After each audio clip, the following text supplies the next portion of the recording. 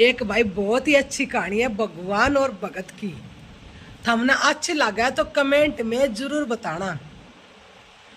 अर्जुन बोले भाई कृष्ण भगवान से कि ये भगवान, इस पूरी सृष्टि में मैं ही आपका सबसे बड़ा भगत हूँ। तो भगवान बोले कि ये अर्जुन, आपसे बड़े बड़े तो बहुत से भगत हैं। तो ये बात अर्जुन मानने को तैयार नहीं था। तो भगवान उसको मनाने के लिए बोले कि चलो पृथ्वी पे चलते हैं और ये आपको साबित करवा दूंगा कि मेरे भगत आपसे बहुत बड़े बड़े हैं। तो वे दोनों ने साधु का वेश कर लिया, अर्जुन ने और भगवान कृष्ण ने, और एक शेर भी ले लिया साथ में, और वे चल दिए। वे एक नगरी में पहुंचे। राजा मोरध्वज की वो नगरी थी। राजा मोरध्वज इतना अच्छा इंसान था कि अपने द्वार पर जो भी कोई आए उसको भूखा नहीं जाने देता था। उसके द्वार पर आए और अलख जगाई तो मोरध्वज आए और हाथ जोड़कर प्रणाम किया, उनके चरण धोए और अपने राज दरबार में बिठा दिए अपनी गद्दी पे, और बोले कि महात्मा जी आपके लिए हम खाना बनवा रहे हैं। तो भगवान कृष्ण उनकी परीक्षा लेने के लिए बोला कि भाई हम पहले भोजन नहीं करेंगे, पहले हमारा शेर भोजन करेगा और फिर हम भोजन करेंगे।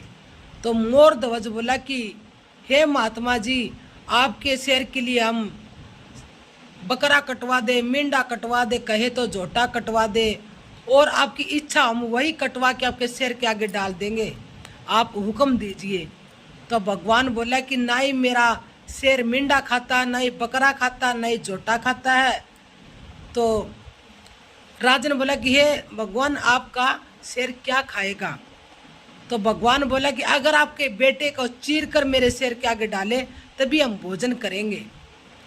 राजन थोड़ी देर तो चिंता में पड़ गया, फिर वो अपनी रानी के पास गया। उसने सोचा कि मैं तो दिल करड़ा कर लूँगा, शायद रानी ना माने इस बात को। अगर रानी नहीं मानी तो ये तो अपमान हो जाएगा, साधु हमारे द्वार से भूखा चला जाएगा।